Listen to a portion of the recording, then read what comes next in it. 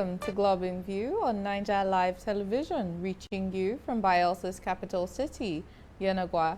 My name is Barbie Mkparu, and I'll be bringing the world closer to home. But before we dive into the headlines, a quick update for our viewers and partners.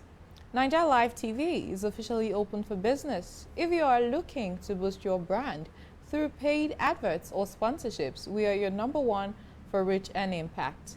You can contact us on our studio line on 081-293-40000. For physical consultations, visit our head office on number 122 Mbiama Yenagoa Road, Amarata Yenagoa, Bielsa State. And don't forget to stay connected with us. Follow us on Facebook, Instagram, TikTok, YouTube, and X at Niger Live TV, or visit our website on www.nigerlivetv.com. Now the headlines. President Tinubu orders installation of 5,000 surveillance cameras in Plateau State. Governor Diri announces presidential visit to Bielsa State for project inauguration. Public-private sectors unite to address food insecurity. And United States President signals deeper military action, targets Iran infrastructure. In the news, Governor of Bielsa State, His Excellency Senator Doye Diri, has announced a proposed visit by the President Bola Ahmed Tinubu to the state for the inauguration of key infrastructure projects. The governor made this disclosure at the end of the weekly Prosperity Walk held at the Samson Tiasia Stadium in Yenagoa, stating that the president is expected to arrive on Friday, April 10th, 2026.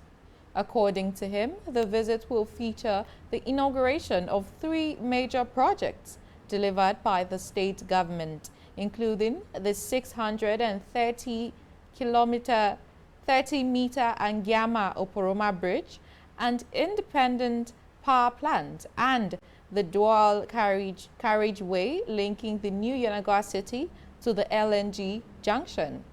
Governor Diri urged residents of the state to turn out in large numbers to receive the President of Nigeria.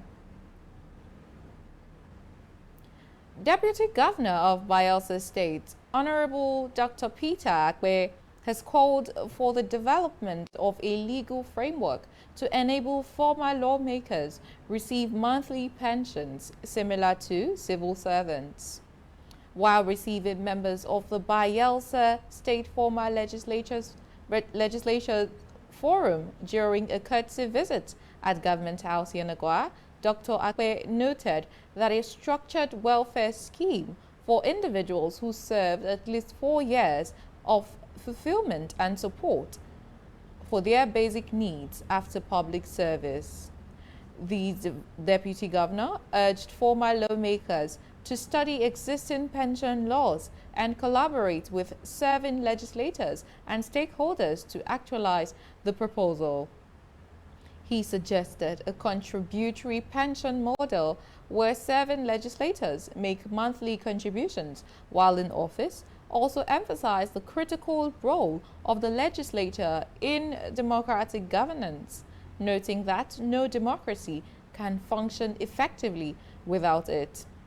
Dr. Akpe appreciated the forum for its support to the present administration and assured that the government would assist in the development of its proposed legislative center and guest house in Yenagoa.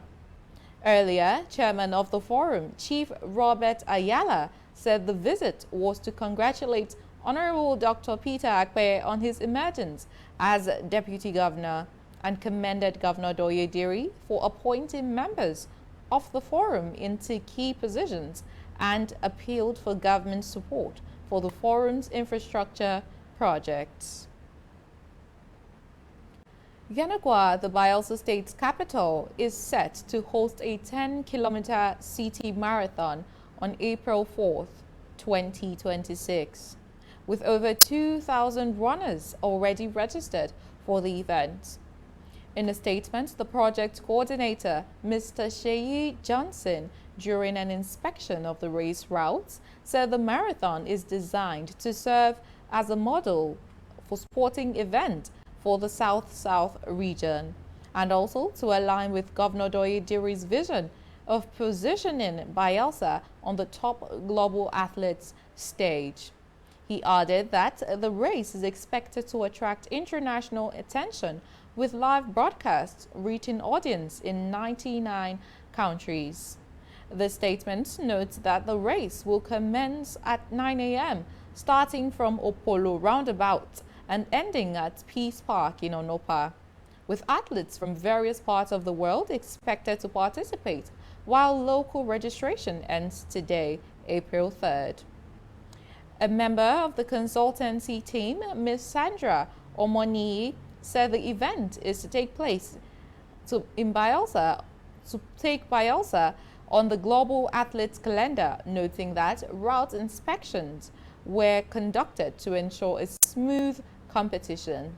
Meanwhile, the Federal Road Safety Corps assures of adequate security and traffic management, stating that roads along the race routes will be closed from 3 a.m. to 1 p.m. Also, motorists are advised to park on alternative routes and avoid parking along designated areas. President Bola Ahmed Tinubu has directed immediate installation of over 5,000 network surveillance cameras across Plateau State to enhance security and enable law enforcement agencies in identifying the perpetrators of violence. The president gave the directive on Thursday during a town hall meeting with political and traditional rulers at Yakubu Gowon Airport, Haipang, near Jos. The move follows the recent Palm Sunday attacks on Angwan Rukuba district, which left 28 people dead. In a related development, the Nigerian army has deployed an additional 850 soldiers to strengthen security operations in the state. Corporate organizations alongside federal and state governments have reaffirmed their commitment to tackling food insecurity and malnutrition, pledging over 65 billion naira at the inauguration and fundraising ceremony of the Community Food Bank Trust Fund. The initiative, driven by the Office of the First Lady, Senator Oluremi Tinubu, brought together business leaders, government officials and stakeholders across sectors.